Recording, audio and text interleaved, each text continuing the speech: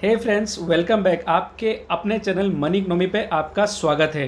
तो दोस्तों, मैं आपके लिए आज फिर से एक बहुत क्रिटिकल इन्फॉर्मेशन लेके आया हूँ। आरबीआई ने आज एक नई गाइडलाइन जारी करी है अगस्त 4 2021 को। जी हाँ दोस्तों, ये करंट अकाउंट की पिछले सर्कुलर के कंटिन्यूशन में आरबीआई ने ये गाइडलाइन जारी करी है। तो दोस्तों, लास्ट अगस्त 2020 के अंदर आरबीआई ने करंट अकाउंट से रिलेटेड बैंकों को कुछ गाइडलाइंस दी थी, कुछ पॉइंटर्स दिए थे इम्प्लीमेंट करने के लिए। और सब्सिक्वेंटली सिमिलर उसी नोटिफिकेशन के आगे उन्होंने नवंबर और दिसंबर 2020 में उसी एक्सटेंशन में कुछ और गाइडलाइंस जारी करी थी। लेकिन आरबीआई के लगातार इंटरवेंशन के बावजूद भी जो बैंक्स हैं वो इसको प्रॉपर इम्प्लीमेंट नहीं कर पाए हैं। इसीलिए आरबीआई ने कुछ दिन पहले बैंकों को लताड़ लगाई थी और आज बैंकों को उन्होंने एक नई गाइडलाइन जारी करी है। तो ये गाइडलाइंस क्या हैं ये हम लोग पढ़ लेते हैं।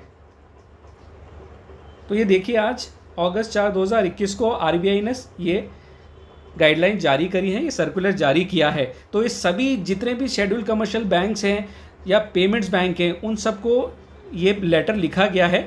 क्या है आगे information? Guidelines for implementation of the circular on opening of current accounts by banks. Please refer to the circular dated August 6, 2020, then November 2, 2020 and December 14, 2020. ये देखिए, आप 3 सर्कुलर दिए थे उन्होंने। ओरिजिनल सर्कुलर अगस्त 6, 2020 का था। On opening of current accounts bye banks, need for discipline.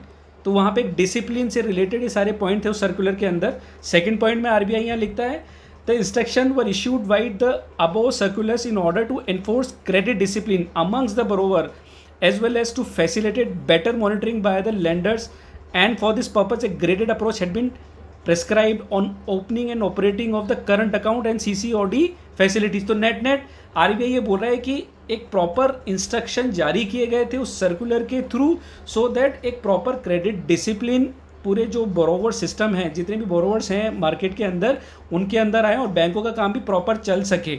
और इसी पर्पज से एक ग्रेडेड अप्रोच भी बैंकों को बताई गई थी कि किस सिनेरियो में करंट अकाउंट खोला जाए या सीसीओडी खोली जाए, किस सिनेरियो में ये दोनों एक साथ नहीं ओपन हो सकते हैं। और साथ साथ बैंकों को उन इंस्ट्रक्शन पे अमल भी करना था बिना कस्टमर्स को परेशान किए, बिना कोई मार्केट के अंदर लैंडिंग प्रोसेस में डिस्ट्रप्शन लाते हुए। हावेवर आरबीआई ने यहाँ पे इस पॉइंट में बैंकों को थोड़ा सा फटकारा है, लिखा है, it is reiterated that, first point A, in case of borrowers who have not availed of CCOD facility from any bank, there is no restriction on opening of current account by bank if the exposure of the banking system to such borrower is less than 5 crore. तो दोस्तों, net उस circular का gist यहाँ पे बताया है। वापस RBI ने बैंकों को समझाया है कि किस सिनेरियो में आपको क्या एक्शन लेना है। तो इसके अंदर बेसिकली 3 पॉइंट अगर आप देखेंगे तो ये समरी है उस सर्कुलर की, इस मास्टर सर्कुलर की। तो आरबीआई ने इन 3 पॉइंट में जो मास्टर सर्कुलर है उसकी सारी डिटेल यहाँ पे एज समरी फॉर्म में बता दी हैं। तो वो जो 3 पॉइंट हैं वो इस तरह से हैं कि अगर किसी कस्टमर की किसी भी बैंक से सीसीओडी यानी कैश क्रेडिट या ओवरड्राफ्ट लिमिट नहीं चल रही है और उसका जो बैंकिंग सिस्टम के अंदर एक्सपोजर 5 करोड़ से कम है, या दूसरा सिनेरियो 5 करोड़ से ज़्यादा है, और एक तीसरा सिनेरियो ये भी है, जो तीसरा पॉइंट है इसका, जो सी पॉइंट है, उसमें लिखा गया है कि उसने सीसीओडी लिमिट ले रखी है, अब वहाँ पे उसका एक्सपोजर 5 करोड़ से ज़्यादा है या नहीं है, उसका भी इंस्ट्रक्शंस अलग से। तो इमीडिएटली हम फटाफट ABC पढ़ लेते हैं कि in case borrower who have not availed CCOD facility from any bank, यानी कि उस कस्टमर का जिसने किसी भी बैंक से सीसीओडी फैसिलिटी नहीं ले रखी है और उसका एक्सपोजर 5 करोड़ से कम है, तो उसके करंट अकाउंट ओपन करने पे कोई रेस्ट्रिक्शन नहीं है, वो किसी भी बैंक के साथ में अपना करंट अकाउंट खोल सकता है। बी पॉइंट में लिखा हुआ है अगेन एक सिनेरियो जहाँ पे बोरोवर का या किसी कस्टमर का कोई भी सीसीओडी फैसिलिटी किसी भी बैंक से नहीं चल रहा है, लेकिन उसका जो बैंकिंग सिस्टम में एक्सपोजर है, जो लोन एक्सपोजर है, वो 5 करोड़ से 50 करोड़ के बीच में है। तो वहाँ पे भी स्पेसिफिकली लिखा है कि वहाँ पे भी कोई रेस्ट्रिक्शन नहीं है, no restriction the lending bank to such borrower from opening and current account. तो वहाँ पे भी कोई करंट अकाउंट ओपन करने से कोई प्रॉब्लम नहीं है। तो इसमें एक एग्जांपल से समझ लेते हैं। सपोज करिए किसी कस्टमर का HDFC बैंक के साथ में से 6 करोड़ रुपए का कोई फैसिलिटी चल रहा है, बट वो CCOD नहीं है, कोई और ही लोन चल रहा है, और साथ में उसका से ICICI बैंक के साथ कोई करंट अकाउंट भी खुला हुआ है। तो यहाँ पे स्पेसिफिक लिखा है कि साथ साथ HDFC यहाँ पे एक और करंट अकाउंट यहाँ पे खोल सकता है ICICI बैंक के अलावा, और कोई और बैंक भी यहाँ पे कस्टमर का कोई करंट अकाउंट खोल सकता है। तो यहाँ पे कोई रेस्ट्रिक्शन नहीं है। क्यों? क्योंकि यहाँ पे करंट अकाउंट का कोई सीसीओडी लिमिट किसी भी बैंक के साथ नहीं है। नेक्स्ट समझ लेते हैं लास्ट पॉइंट।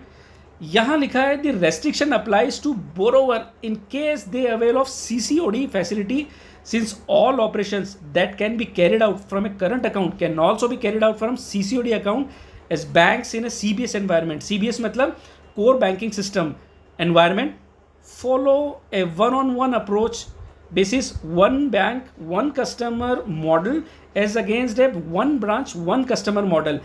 तो इस पॉइंट में स्पेसिफिकली लिखा गया कि सपोज करिए किसी कस्टमर ने सीसीओडी फैसिलिटी ले रखा है किसी बैंक से, देन वो कहीं और करंट अकाउंट नहीं खुलवा सकता है। अगर वो करंट अकाउंट कहीं उसका खुला हुआ है तो उसको बंद कराना पड़ेगा। जी हाँ दोस्तों, यही बोन ऑफ कंटेंशन है। आरबीआई को इसी पॉइंट से तकलीफ है बेसिकली, जो उसने वापस सबको रिट्रेशन दिए, वापस ये गाइडलाइन जारी करी है। नेट एडिया कि किसी कस्टमर ने सपोज करिए किसी बैंक से सीसीओडी ले रखी है, बहुत बड़ा अमाउंट ले रखा है और उसने और 4 बैंकों से करंट अकाउंट भी खोल रखा है। तो सीसीओडी एक्स बैंक से ले रखी है, मोटा अमाउंट या मोटा लोन वहाँ से ले रखा है, लेकिन उसकी जो रिसीट्स आती हैं या उसकी जो बिजनेस ट्रांजैक्शन है वो किसी और बैंक के अंदर होते हैं। और फिर बाद में अगर वो डिफ़ॉल्ट कर जाता है ऐसे सीसीओडी अकाउंट के अंदर, तो कस्टमर अपने हाथ खड़े कर देता है कि मैं नहीं पे कर सकता जी, मेरे पास तो कुछ पैसा नहीं है और आई एम बैंकरप्ट, इस तरह का सिनेरियो क्रिएट हो जाता है। लेकिन पता लगता है कि उसका करंट अकाउंट कहीं और चल रहा है, बिजनेस ट्रांजेक्शन कहीं और है, और वहाँ से वो सीधा अपना पैसा निकाल के गायब हो जाता है या अपनी इनेबिलिटी एक्सप्रेस करता है। तो इसी तरह के सिनेरियो को अवॉइड करने के लिए आरबीआई ने यह सर्कुलर जारी किया था अगस्त 6, 2020 को। आगे पढ़ लेते हैं। 4th पॉइंट में आरबीआई बोलता है we have in the meantime received requests from the banks for some more time to resolve the operational issues while implementing the circular in the letter and the spirit। तो ये RBI यहाँ बोलता है कि उसको लगातार बैंकों से रिक्वेस्ट भी आ रही थी कि उनको कुछ और टाइम चाहिए इस मैटर को रिजॉल्व करने के लिए, इस गाइडलाइन को इम्प्लीमेंट करने के लिए, सर्कुलर को इम्प्लीमेंट करने के लिए, सो दैट वो अप्रोप्रिएट तरीके से उसको इम्प्लीमेंट कर पाए। Therefore in order to ensure that the instructions are implemented in a non-disruptive manner, it has been decided that, यानी कि आरबीआई ये बोलता है कि इन ऑर्डर को प्रॉपर तरीके से बिना कस्टमर इकोसिस्टम को डिस्टर्ब किए हुए वापस इंप्लीमेंट करने के लिए ये डिसाइड किया गया है। क्या डिसाइड किया गया है? फर्स्ट पॉइंट ए, ये देखिए A, banks will be permitted time till October 31st, 2021 to implement the provision of the circular। तो नेट आरबीआई ने बैंकों का जो टाइम है, जो इसको इम्प्लीमेंटेशन करने का टाइम है, वो बढ़ा दिया है, अक्टूबर 31, 2021 तक बढ़ा दिया है, सो दैट बैंक उस प्रोविजन को तब तक इम्प्लीमेंट कर सकें। तो आगे ये लिखा हुआ है this extended timeline shall be utilise by banks to engage with the borrowers to arrive at a mutual satisfactory resolution within the ambit of the circular. तो ये बोला गया है कि बोरोवर के साथ में बैंक प्रॉपर तरीके से म्यूचुअल कंसेंट के साथ में इस सिस्टम को, इस सिनेरियो को एमिकेबली सुलझा ले। जहाँ पे अकाउंट बंद करने वो बंद करवाए, या जहाँ पे उसको ओडीसीसी ले रखी है तो बाकी और बैंकों से वो एनओसी मंगवाए कस्टमर के साथ में। Such issues which banks are unable to resolve themselves shall be escalated to IBA. तो जो इश्यूज़ बैंक खुद से नहीं सॉल्व कर सकता है, कस्टमर के साथ उसका झगड़ा या ये पॉइंट सॉल्व नहीं होते हैं, तो वो आईबीए के थ्रू आईबीए से गाइडेंस मांगे। और जो रेजिडुअल इश्यूज़ हैं वो आईबीए के थ्रू आरबीआई को 30 सितंबर 2021 तक भेज दे। ये लिखा हुआ है पॉइंट बी ए में। फिर पॉइंट बी में लिखा है in terms of the para 1 of circular December 14, 2020। वहाँ क्या लिखा हुआ है कि जो बेसिकली वाइट लेबल जो एटीएम ऑपरेटर्स हैं और जो उनके एजेंट्स हैं वो इस सर्कुलर के या इस गाइडलाइन के प्रोविजन से एग्जेम्प्टेड हैं, उन पे ये सर्कुलर अप्लाई नहीं होगा। तो ये स्पेसिफिकली यहाँ पे एक एग्जेम्पशन दिया हुआ है दोस्तों। आगे पढ़ लेते हैं। पॉइंट सी में क्या लिखा है? पॉइंट सी में लिखा है bank shall put in place a monitoring mechanism both at head office and regional or zonal office levels to monitor non-disruptive implementation of the circular and to ensure that customers are not put to undue inconvenience during the implementation process। तो साथ साथ RBI ने बैंकों को ये भी हिदायत दी है कि इस सिनेरियो को या इस गाइडलाइन को, सर्कुलर को इम्प्लीमेंट करते हुए दोनों ही हेड ऑफिस और जो उनके लोकल रीजनल ऑफिसेज हैं वो इसको प्रॉपर तरीके से हैंड होल्ड करेंगे, मॉनिटर करेंगे, सो दैट इस सर्कुलर को इम्प्लीमेंटेशन करते हुए कस्टमर्स को कोई परेशानी नहीं हो, पूरा मैकेनिज्म जो इकोसिस्टम है वो प्रॉपर चलता रहे और कल को ऐसा नहीं हो कि कस्टमर को बहुत प्रॉब्लम हुई है इसलिए आप इस सर्कुलर को विड्रॉ कर लीजिए। ऐसा नौबत, ऐसा सिनेरियो नहीं आना चाहिए।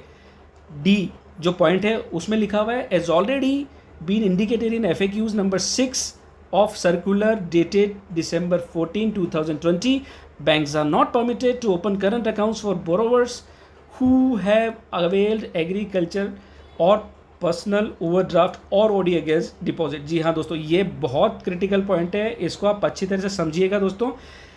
ये भी एक बॉर्न ऑफ कंटेंशन वाला पॉइंट है। RBI की नाक में दम कर रखा है इस पॉइंट ने, और इसी की वजह से कुछ दिन पहले RBI ने बैंकों को लताड़ा भी है और उनको वापस हिदायत भी दी है। क्या लिखा है इसमें स्पेसिफिकली लिखा है कि बैंक जो है इस गाइडलाइन या सर्कुलर को डिफाइन नहीं कर सकते हैं। FAQ जो है जो दिसंबर में जारी किए गए थे उसके अंदर स्पेसिफिकली लिखा हुआ है कि बैंक जो है मतलब ये नहीं बोल सकते कि हमने तो कस्टमर को जो है उसकी FD के अगेंस्ट में OD दे दी है, या हमने उसको जो है क्रेडिट कार्ड OD दिया है, KCC OD दिया है, इस तरह का जो OD दिया है वो अलाउड नहीं है इस तरह का अकाउंट खोलने के लिए। तो वापस यहाँ पे ये रिट्रेशन दिया है दोस्तों। तो फिफ्थ पॉइंट क्या लिखा है दोस्तों, banks shall ensure that contents of the circular are implemented in letter and spirit without causing undue inconvenience to the borrower. Specifically ये लिखा है RBI ने यहाँ पे कि दोस्तों जो सर्कुलर के अंदर जो भी पॉइंट्स लिखे हैं, जो उसका कंटेंट है, उसको प्रॉपर स्पिरिट, जिस स्पिरिट में वो बनाया गया है, जिस थॉट प्रोसेस के साथ वो सर्कुलर जारी किया है, उसी थॉट प्रोसेस के साथ, उसी सेम प्रोसेस के साथ उसको इम्प्लीमेंट किया जाए। और साथ साथ ये भी ध्यान रखा जाए कि जो बोरोवर्स हैं, जो कस्टमर्स हैं, उनको कोई प्रॉब्लम नहीं हो, कोई इनकन्वीनियंस नहीं हो इसके इम्प्लीमेंटेशन के दौरान। All other instruction contain in the circular ibid remain unchanged. जो भी यहाँ पे क्लैरिफाई किया गया है, जस्टिफाई किया गया है, गाइडलाइन दिया गया है, उसके अलावा जो भी पॉइंट वहाँ लिखे हुए हैं ओरिजिनल सर्कुलर में वो एज इट इज़ इंटैक्ट रहेंगे। तो ये चीफ जनरल मैनेजर मनोरंजन मिश्रा ने इशू किया है सर्कुलर। तो दोस्तों आशा करता हूँ ये पूरा वीडियो, ये पूरा नोटिफिकेशन गाइडलाइन आपको अच्छी तरह समझ में आया होगा। नहीं समझ में आया दोस्तों तो वापस इस वीडियो को देख लीजिए। अगर आपको फिर भी कोई क्लैरिफिकेशन या क्वेरी रह जाती है तो आप मुझे कमेंट करके पूछ सकते हैं। और इस अंडरस्टैंडिंग इस वीडियो को आप अपने फैमिली फ्रेंड्स या बिजनेस फ्रेंड्स के साथ भी शेयर कर सकते हैं। दोस्तों अगर आपको वीडियो अच्छी लगी है तो इसको लाइक शेयर कर दीजिए, और अगर आप चैनल पर नए हैं या सब्सक्राइब नहीं किया है इस चैनल को तो आप इसको सब्सक्राइब करके बेल आइकन ज़रूर दबा दीजिए, जिससे आपको इस तरह के नोटिफिकेशन टाइम पे मिलें। तो मिलते हैं ऐसे किसी एक्साइटिंग और क्रिटिकल अपडेट के साथ। तब तक के लिए हैप्पी रहिए, हेल्दी रहिए।